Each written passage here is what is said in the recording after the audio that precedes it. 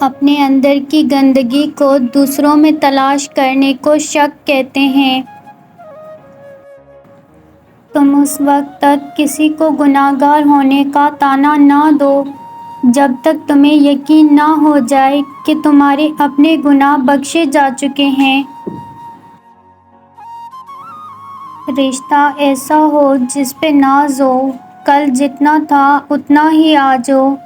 رشتہ صرف وہ نہیں ہوتا جو غم یا خوشی ہی میں ساتھ دے، بلکہ رشتہ تو وہ ہوتا ہے جو ہمیشہ اپنے پن کا احساس دے۔ توبہ کرنے کے لیے کسی معجزے کا انتظار نہ کیا کریں، بلکہ ہر وقت اللہ کی بارگاہ میں معافی مانگا کریں، اس سے پہلے کہ ہماری آنکھیں اور زبان بند ہو جائیں۔ جتنا تم دل میں لیے پھرتے ہو، اتنا درد تو روز میرے سر میں ہوتا ہے۔ تیرے لہجے سے کیوں لگا مجھ کو تو میرے روٹھنے پہ راضی ہے۔ دنیا کے لیے آپ ایک شخص ہیں، لیکن اپنے گھر والوں کے لیے آپ ہی دنیا ہیں۔ اپنا خیال رکھیں۔ لباس پر عطر جتنا مرضی مہنگا لگا ہو، اخلاق کی خوشبو کا مقابلہ نہیں کر سکتا۔ کسی کا دل مت دکھاؤ، بعد میں تمہیں معافی تو مل سکتی ہے، لیکن ہو سکتا ہے محبت نہ ملے۔ جیب میں وزن ہو تو بات میں وزن آ ہی جاتا ہے۔ صرف ایک غلطی کی دیر ہے، لوگ بھول جائیں گے کہ تم کتنے شاندار انسان تھے۔ بنا کتابوں کے جو علم سیکھا جاتا ہے، اسے زندگی کہتے ہیں۔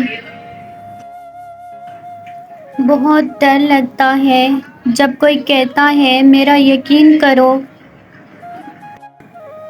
سر جھکانا، انتظار کرنا، مان لینا، مان رکھنا، یہ دنیا کے حسین ترین واقعات ہیں۔ یا اللہ اپنے سجدوں میں اتنی لذت دے کہ اس بے وفا دنیا کو یاد کرنے کا وقت نہ ملے۔ نسلیں سنور جاتی ہیں جب کوئی قرآن پاک کو سمجھ کر پڑھنا شروع کرتا ہے۔ بہت جلد ویران کر دیے جاتے ہیں وہ دل، جہاں اس کے خالق سے زیادہ اس کی مخلوق کی چاہت بسائی جائے۔ وفائیں نایاب ہوتی ہیں، اسی لیے کم دستیاب ہوتی ہیں۔ اور کیا پتہ معجزے قریب ہوں۔ تم اپنی دعائیں جاری رکھو اور مانگتے رہو اللہ سے یقین کے ساتھ۔ محبت تو جھکنا سکھاتی ہے، کبھی گھٹنوں تک، کبھی پیشانی تک۔